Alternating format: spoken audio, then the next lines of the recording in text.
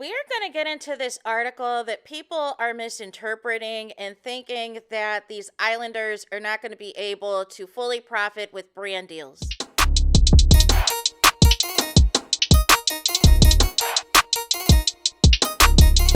Hey there, it's Anonymous Tea, where we spill the tea anonymously. Hello, hello, hello, hello, hello, everyone. Hello, YouTubers. Hope you guys are all having an amazing day today, sending good vibes, sending positivity, sending blessings, and good energy to each and every single one of you. Thank you so much for tuning in.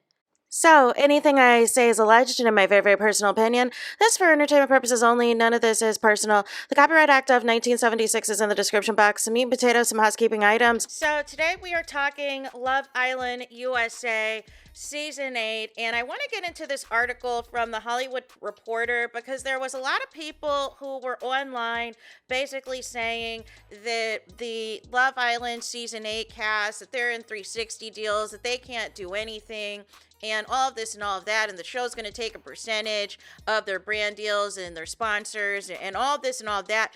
And I feel like the article is being misinterpreted. I feel like the article is, I think people are misinterpreting what is being said in the article. So I want to read y'all the article and give y'all my take on what the article really means. So it says, a Love Island USA Season 8 star on Dancing with the Stars. Don't bet on it. No, there probably won't be any clam slamming in the ballroom for Season 35. The mirror ball is calling your name. Dancing with the Stars professional dancer Ezra Sosa commented under Kenzie's first Tickety Talk post after being in the Love Island USA villa for a month. Shut the front door, Kenzie replied. It turns out, though, the mirror ball exactly not calling any new Islanders names because of the contract terms set for the cast of the Peacock series. Postseason Love Island USA contestants are placed under a one-year exclusivity period, which limits what projects Islanders can take on after their time in the villa, The Hollywood Reporter has learned. The Ankler reported on the terms of this exclusivity period in a Tuesday report, noting that this puts some guardrails around the opportunities Islanders can say yes to, and it appears contracts go further than determining what brand deals a cast member can take on. They also can cover what television appearances cast can make. Love Island USA contestants are seemingly not able to appear on TV shows for a year after their stint on the dating show. Contract-wise, I think that it is just that you can't go on any shows a year after the finale, Season 4 Islander Deb revealed in a June TikTok. That is why, despite online fanfare, you probably won't see any Season 8 Islanders on Dancing with the Stars Season 35, which will air on ABC, which also notably falls outside of Peacock's home at NBC Universal. That's also likely why many of the Islanders opt to join Peacock's Beyond the Villa spinoff. They're unable to join any other reality show, so exceptions likely are made for the franchise series. A high-level TV source tells The Hollywood Reporter that a limited non-competes have become a standard part of the casting process for reality TV. It gives the network or streamer veto power over any brand or commercial deals that the talent may pursue. Many shows have sponsorship deals, and they do not want a conflict there. It gives them a window to see if they want to sign up the talent in question for any future shows or spin-offs. Peacock declined to comment. If you take a look at Love Island USA cast members' post-villa reality TV appearances, a trend emerges. Season 6 Islander Janae finished her turn with the show in July 2024. She swiftly joined Destination X less than a year later, May of 2025. But that show is under the NBC banner, which could call for an exception.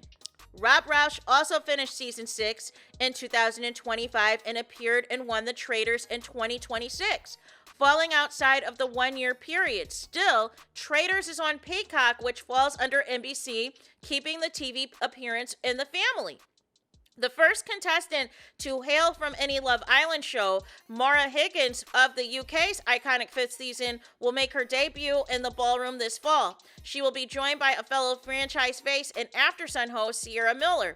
But the time to strike with the Love Island USA Season 8 cast would be now with Season 35, and dancing casting head Dina Katz is not shy about tapping into timely castings. In fact, she embraces them.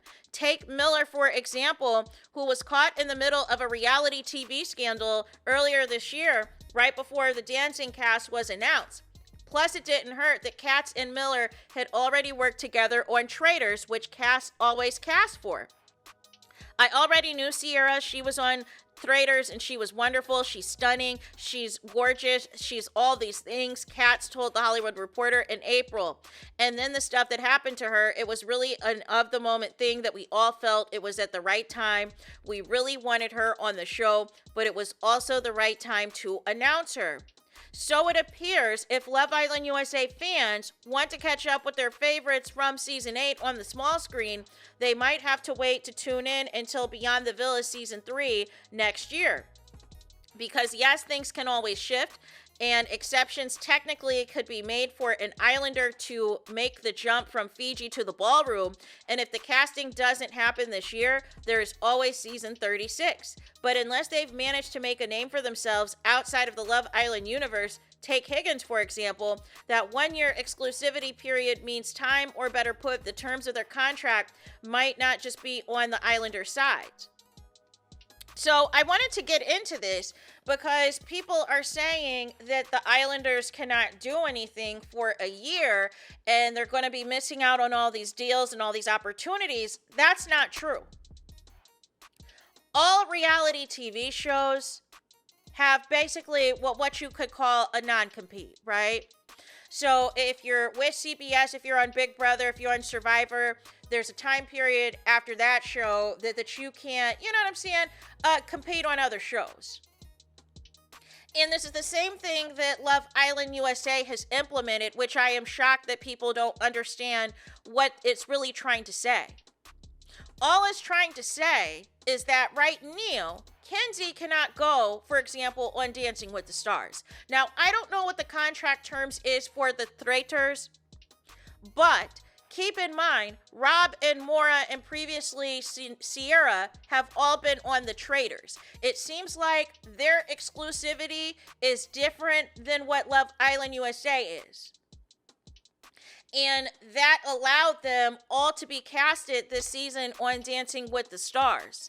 That is not the same thing as Love Island USA, though, right? And ultimately, like the article references, Rob and Janae both were on reality shows that also air on Peacock that are under the NBC Universal umbrella. If it is a TV show, you know what I'm saying, that is under the NBC umbrella, like you saw with Portia, made a guest appearance on a medical TV show, I believe.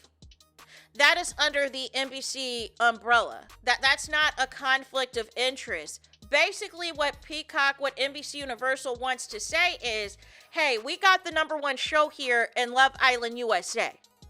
We want to hold on to this talent for as long as possible, and we got them in this year-long non-compete because we do not want to see them thrive on another network. We don't want to see them thrive on CBS, on Survivor, or Big Brother. We don't want to see them thrive on ABC as the next Bachelor or Dancing with the Stars, because some of y'all were trying to pitch that Carl, it should be the next Bachelor, which I thought was kind of disrespectful to Anaya. They're just starting their connection, and you're already campaigning for him to be the Bachelor.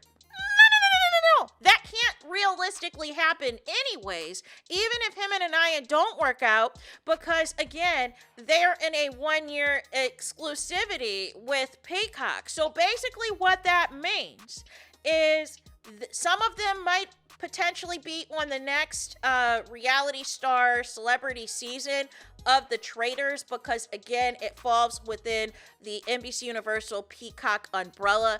That is not a conflict of interest, right? Some of them might appear on House of Villains, because House of Villains now is on Peacock, which is under the NBC Universal umbrella. It's not a conflict of interest. Or like the Destination X show that Janae did. It falls under the NBC Universal Peacock umbrella. Therefore, it is not a conflict of interest. But as far as brand deals or opportunities or things like that, I don't feel like the Islanders are going to be restricted, because you have to keep in mind a lot of these brands also sponsor the show. Like you see how Maybelline is all up in the finalist comments. Well, we had a challenge that was sponsored by Maybelline on the show, and we also, as well, had a commercial that featured former Islanders promoting Maybelline and doing a commercial for it.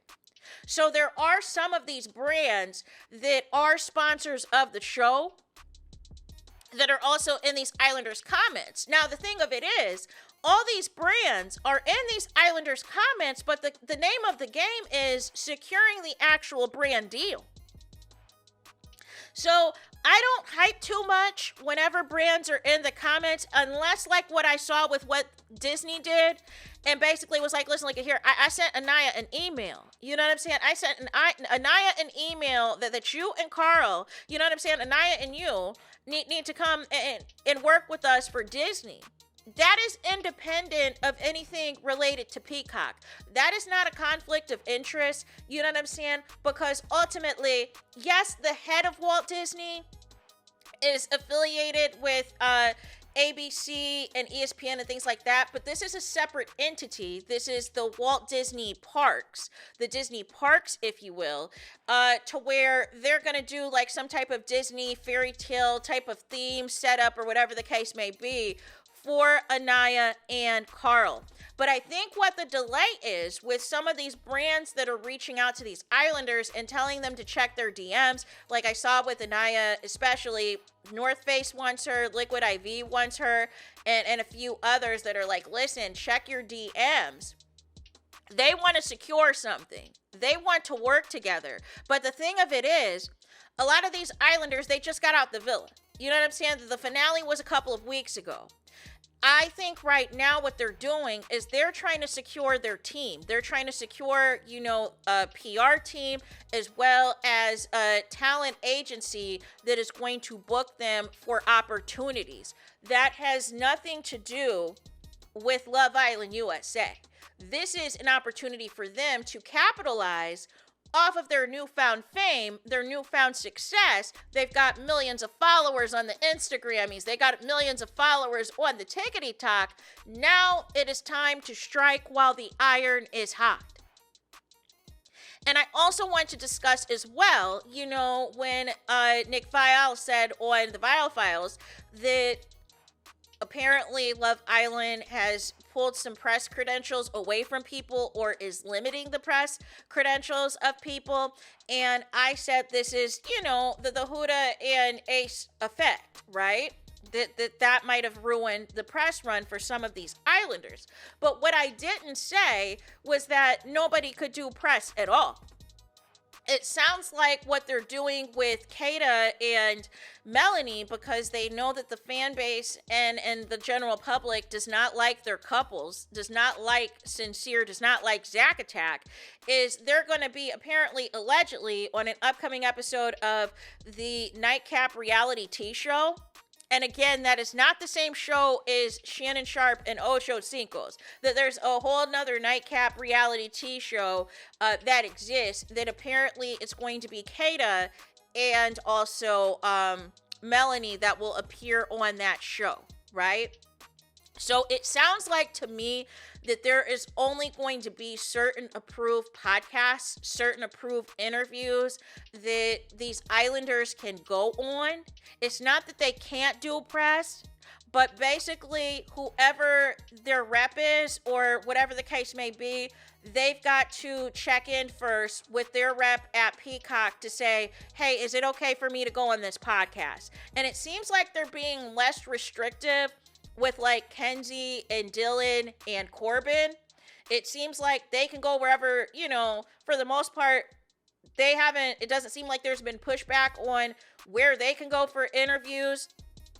But I can definitely tell with the finalists, they're trying to make sure, listen, hopefully you do not say anything that is going to be too controversial or too damaging to our brand and what we represent.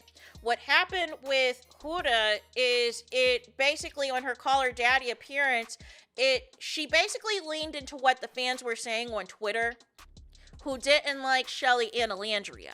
So she fed into, oh, I was bullied, I was isolated, I had no friends in there, I was off to myself alone, making it seem like Alandria and Shelly were terrorizing Huda, which couldn't have been further from the truth, right? It was really Huda that was causing all the chaos, but a lot of it got edited out. And this is where I fault production, because you knew Huda was a crash out and you wanted to keep her on there for maximum drama, but it was at the expense of all these other Islanders and their mental health. And you did not care when it was the other Islanders being accused of being mean girls and bullies and being attacked and losing hundreds and thousands of followers, as long as you could find ways to keep Huda on the show. And that is where I don't like how some of these moves take place, where you'll make the Islanders vote to save certain people in the villa and maybe encourage or convince them with some type of incentive, like, hey, if you keep Huda, you might be able to stay on the show a couple more weeks. If you keep Huda, I'll try my best to try to get you close to the finale, or whatever the case may be, because those are the type of games that happen. Or I might kick you, you know what I'm saying, your contract and your stipend, I might kick you a couple grand for you voting to keep Huda.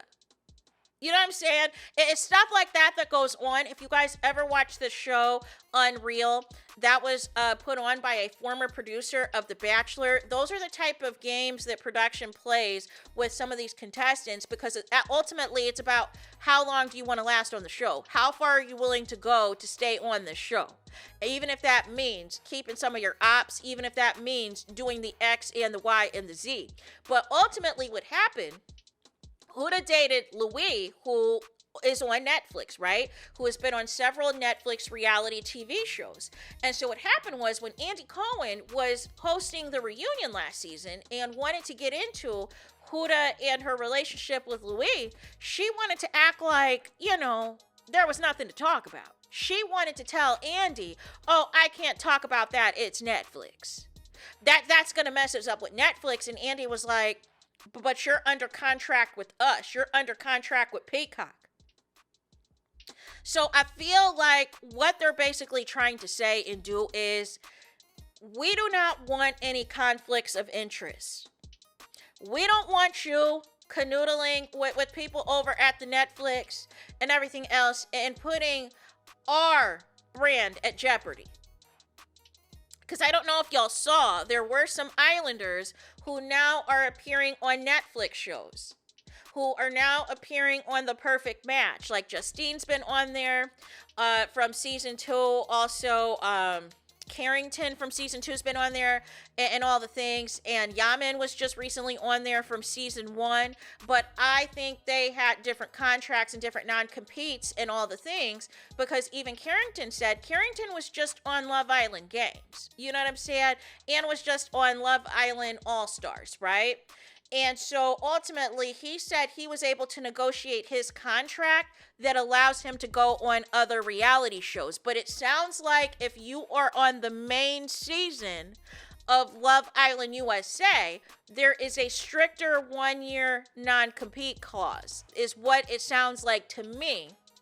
Which basically means you can't go to Netflix, you can't go to ABC, you can't go to CBS, you can't go to Paramount Plus, you can't go to any other network that has the potential to capitalize and make more money off of you than us, is what that means. It doesn't mean that you can't do any brand deals. It doesn't mean you can't go to any award shows. It doesn't mean you can't go to any red carpets. It doesn't mean you can't go to any movie premieres. We already saw that Kenzie and Dylan and Gal and Jaden, they're in a brand trip in the Hamptons, I believe, with a company called Colostrum or something like that. So it's not an issue that you can't accept brand deals. I believe Jen is on her second brand deal already. She is on her second brand deal already since getting out the villa because she has properly played the game. She has properly, you know what I'm saying, played nice in her press interviews, wasn't being messy, wasn't being shady, all of the things. And everybody is like, hey, even though you gave us nothing on the show, we want to throw money at you because we think that you will be good to represent our brand. And unfortunately, people like Sol and Beatrice have not recognized that the way that they are approaching this postseason of trying to be all on this attack against the other Islanders, and particularly the core four, and particularly Melanie, is not going to go the way that you think it's going to go because the general public loves them. And that's what I keep trying to tell y'all. Yes, there's massive amounts of hate and negativity and racism and things like that are taking place, specifically against Anaya and Trinity and Casey and TT and all the things. However, there is an overwhelming amount of love, right? And Core 4 is truly a brand. If everybody, plays their cards right, they could really push the Core 4 as a big deal, as a big thing, right? So I am curious to see how that's going to work. I don't believe the rumors that the Islanders are required to do Beyond the Villa, because here's what's about to happen. The Core 4 is about to blow up. The Core 4 is about to blow up, and it could be that potentially they are waiting until after the reunion to announce their deals or announce what agencies they're with, or we might get some announcements right before the reunion on what agencies they are with and all the things. But they're about to blow up. They're about to be in New York Fashion Week. Some of them might even be a part of the Victoria's Secret fashion show. They are about to do some really big things and have some really big opportunities with some really big brands, with athletic brands, with beauty brands, all of the things. So when you're getting that type of money thrown at you and that type of attention thrown at you, you don't need to be on Beyond the Villa. That is why they get the B and C team. So probably what's going to happen season 3 is you're going to probably get the Casa people again, or you're going to get the Soul of it all again, because she's so upset that she didn't make it, right? You might get a season where it's Soul and Sean and Beatrice and Casa people that are the stars, and possibly KC even, right? That are going to do Beyond the Villa because they're going to look at this as an opportunity for a redemption arc, right? But ultimately, the finalists, and possibly, I'm not sure about Kenzie and Jen, but it wouldn't shock me if Kenzie did Beyond the Villa. You know what I'm saying? Everybody else, they're going to be bigger than the program. But the purpose of the article was basically saying, hey, you're not going to be getting on no Dancing with the Stars anytime soon because you're locked in for a year with NBC Universal. It is not saying that you can't have brand deals. It's not saying that you can't do other TV shows or anything like that. However, if you do another TV show and it's within that 1 year of this contract, it has to be on Peacock, it has to be on Bravo, it has to be on NBC, it has to be on any of our networks. It can't be on another network. But nobody is stopping these Islanders from getting brand deals, from getting opportunities. It's just that any TV opportunities that could potentially be a conflict of interest with NBC, with Peacock, it is no bueno, right? That's why you saw Amaya, her and Ariana Maddox, they were a part of the New Year's Eve, last year in December, right? Because again, that is a part of NBC Universal, that is a part of Peacock.